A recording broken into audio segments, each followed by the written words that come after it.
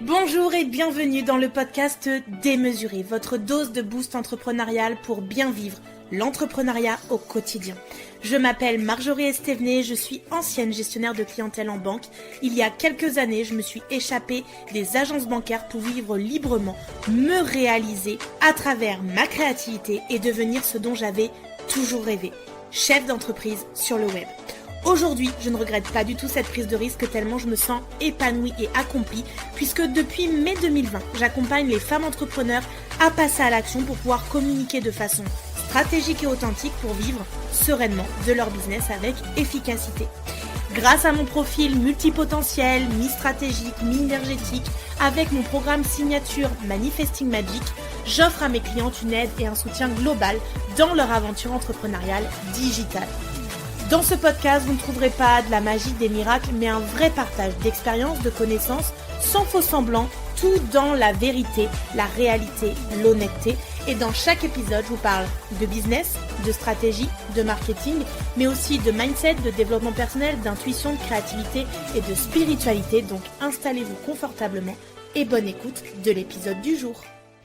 Bienvenue à toi dans ce nouvel épisode où j'ai envie de te partager pourquoi ton offre ne se vend pas une fois que tu as fait une masterclass ou un live et te partager les 3 signaux d'alerte à corriger. On se met dans le contexte, tu viens de donner une masterclass, t'as vibré, tu t'es donné, t'as partagé de la valeur, t'as transmis vraiment avec ton cœur et pourtant, c'est le silence radio, pas de vente, peu d'engagement. Tu regardes ton écran, t'actualises tes mails et puis tu vois rien, il n'y a rien qui bouge et donc là, c'est la chute énergétique. Tu te mets à douter de toi, à tout remettre en question. Tu te dis que t'as fait un truc de travers, que c'était pas assez bien. Tu remets tout en question. Tu penses que t'es pas faite pour vendre. Et là, moi, je dis stop. Aujourd'hui, j'ai envie de t'éveiller, de te secouer aussi un petit peu, parce que non, ce n'est pas une fatalité, mais il y a des signaux d'alerte que tu ne peux plus ignorer. Et là, j'ai vraiment envie de te les dévoiler parce que ce sont des erreurs qui plombent vraiment tes ventes après une masterclass et surtout comment est-ce que tu peux les corriger. Le premier signal d'alerte, c'est que tu ne vends pas avant de vendre. Je m'explique. Ce que je vois chez 90% des entrepreneurs, c'est ça. Tu prépares une masterclass ou un live, tu te concentres à fond sur le contenu. Qu'est-ce que je vais donner, qu'est-ce qui va leur servir, qu'est-ce qui va faire que je vais paraître professionnel, etc.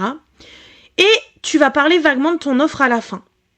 Sauf que tu espères que ça va marcher parce que tu en auras tellement donné avant que du coup tu penses que quand tu vas dire je vends ça, tout le monde va acheter.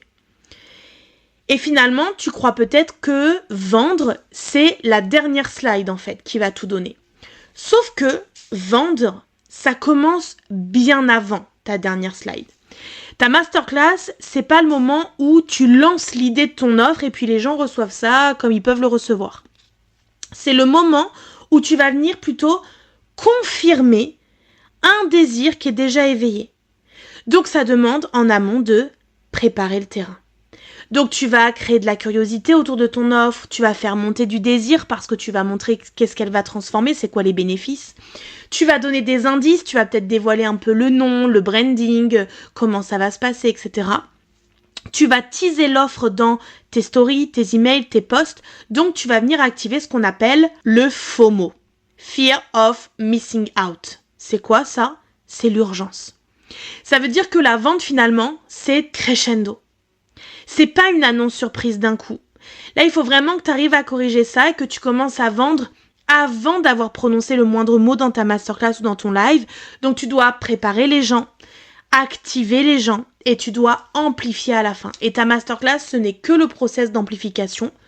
Et tout ce qui s'est passé avant, ça prépare les gens à ce que quelque chose arrive et qu'ils soient prêts à acheter au moment où ça sort. Le deuxième signal d'alerte que j'aimerais te donner, c'est que tu vas instruire, mais tu ne transformes pas forcément. Je vais être cash, mais la plupart du temps, vous donnez beaucoup trop. J'ai fait cette erreur pendant des années, de donner en veux-tu, en voilà, de faire des grosses masterclass, de toujours déborder en termes de temps, etc. Sauf qu'en fait, on donne trop, donc on perd les gens. Pourquoi? Seulement pour nourrir notre ego. Et oui, je suis désolée, mais c'est seulement pour nourrir notre ego, parce que on veut prouver qu'on est légitime. On veut se prouver à nous qu'on maîtrise le sujet, Alors, on balance du contenu, des étapes, des outils, des concepts, mais en fait, en balançant tout ça d'un coup, on perd notre cliente. Notre mission, c'est pas de faire une conférence seule, et donc de faire un monologue. Le but, c'est de créer une transformation qui va être émotionnelle pour les gens, c'est-à-dire qu'il va y avoir un shift intérieur, il va y avoir un déclic, il va y avoir une vibration différente, et ce que notre cliente doit ressentir à la fin, c'est « j'ai compris que j'ai besoin d'aller plus loin », et en plus de le faire avec elle maintenant. C'est pas un waouh, c'était dense ou cool, j'ai noté plein de choses que vous voulez.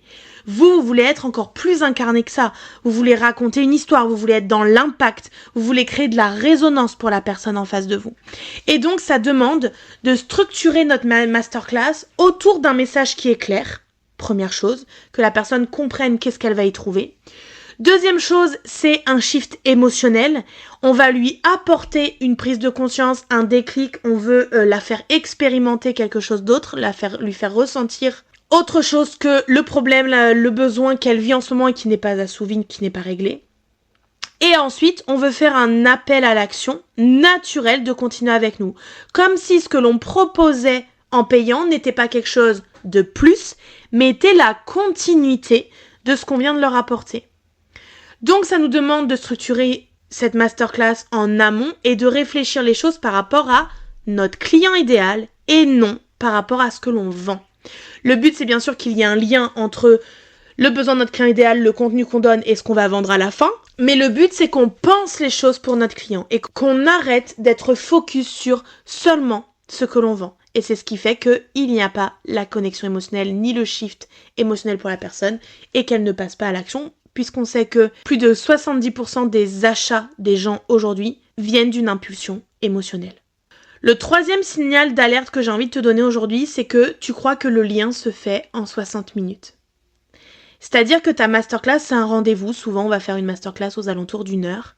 Mais si tu n'as pas créé le lien avant et si tu disparais juste après, pour moi, tu rates tout. On voit des gens venir vendre une fois l'année, faire des gros événements, puis disparaître le reste de l'année. Moi, je ne suis pas d'accord avec ça. Pourquoi ? Parce que je trouve que c'est délaisser sa communauté. C'est ne pas honorer les gens qui prennent du temps pour nous écoutent, sont là pour nous aiment, nous adorent, veulent être nourris par nous. Et donc pour moi, quand on construit une masterclass, on doit absolument penser à créer un avant, un pendant et un après. Avant, on va montrer qui l'on est, on va montrer notre vibes, on va montrer notre posture de leader et on va venir raconter en fait qui l'on est, ce que l'on fait et ce que l'on peut apporter à la potentielle cliente.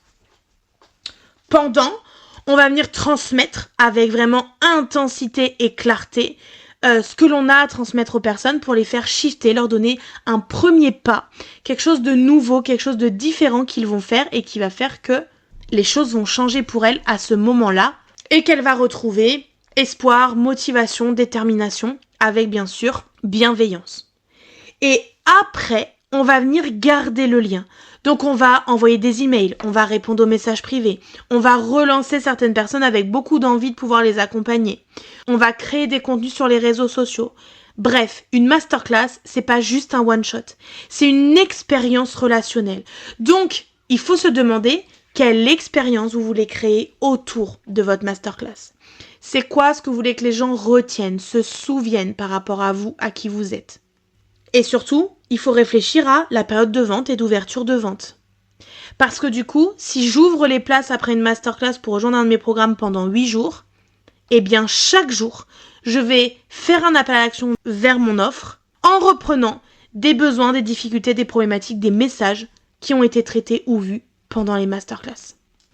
Donc ça demande tout simplement de mettre en place un tunnel de conversion complet. Tu dois prévoir la suite, tu dois avoir un plan, tu dois imaginer tes relances, imaginer un suivi, en tout cas construire une relation pour que les gens puissent acheter quelque chose avec le cœur à une personne qui les aide, qui les guide et qui a du cœur. Il y a une chose quand même hyper importante sur laquelle j'aimerais faire une parenthèse, c'est qu'une cliente, elle achètera quand vous l'aurez touchée en plein cœur.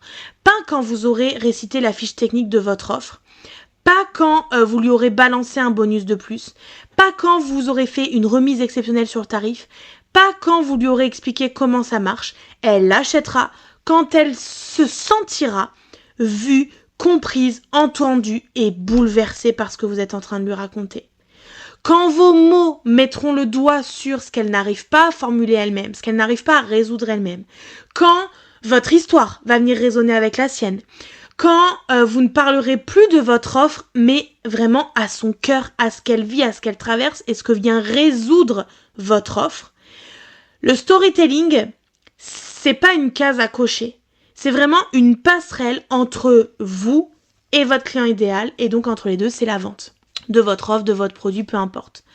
Et donc, il y a une manière d'inverser la lumière, c'est que au lieu de mettre votre offre au centre, vous allez mettre votre cliente au centre de votre histoire et de l'histoire que vous racontez à travers votre offre. Vous allez la regarder dans les yeux et vous allez lui dire « Je te vois, je suis passée par là et moi j'ai construit cette offre pour toi, pour te permettre ça. » Et si vous voulez commencer à faire ça, à vendre, eh bien commencez par connecter. C'est l'émotion qui va déclencher la décision et une transformation va commencer avant la transaction. Alors si toi aussi, tu as envie d'apprendre à créer des masterclass qui vont générer des ventes parce que tu vas avoir une structure plus des émotions. Et ça, c'est ce qui va faire que ta masterclass va être mémorable.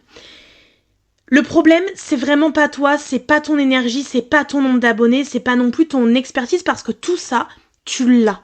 Le vrai problème, c'est que t'as jamais appris à structurer un live ou une masterclass comme un véritable levier de conversion pour venir convertir les personnes. Je sais que la plupart d'entre vous faites du mieux que vous pouvez avec ce que vous avez, mais vous n'avez pas encore la méthode qui va permettre de vendre avec de l'impact. Et c'est exactement pour ça que j'ai créé le training du jeudi 19 juin qui sera disponible en replay, où je vais te donner la trame exacte, les mécaniques d'émotion, la structure de vente, où est-ce qu'on vient distiller un peu notre message de vente tout du long de la masterclass. Et c'est tout ce qui va faire la différence entre une masterclass qui est juste là pour informer et une masterclass qui va impacter, toucher et donc convertir. Si vous voulez me rejoindre pour gagner en clarté, en confiance, en impact, en efficacité et surtout en rentabilité, tu as le lien dans la description de cet épisode de podcast pour recevoir le lien de connexion direct pour se retrouver le jeudi 19 juin de 10h à 15h dans un atelier pratique pour créer une masterclass qui sera mémorable et surtout profitable. Si tu sens que quelqu'un a besoin de ce message et de pouvoir créer sa masterclass à son tour, n'hésite pas à lui partager cet épisode. Merci à toi d'avoir écouté cet épisode de podcast jusqu'à la fin. Si cet épisode t'a plu, n'hésite pas à le partager autour de toi et laisse-moi un commentaire et 5 étoiles. Ça me motivera à te préparer plein d'autres épisodes inspirants pour la suite. Et d'ailleurs, on se dit à la prochaine pour un nouvel épisode, rien que pour vous, mes ambitieuses.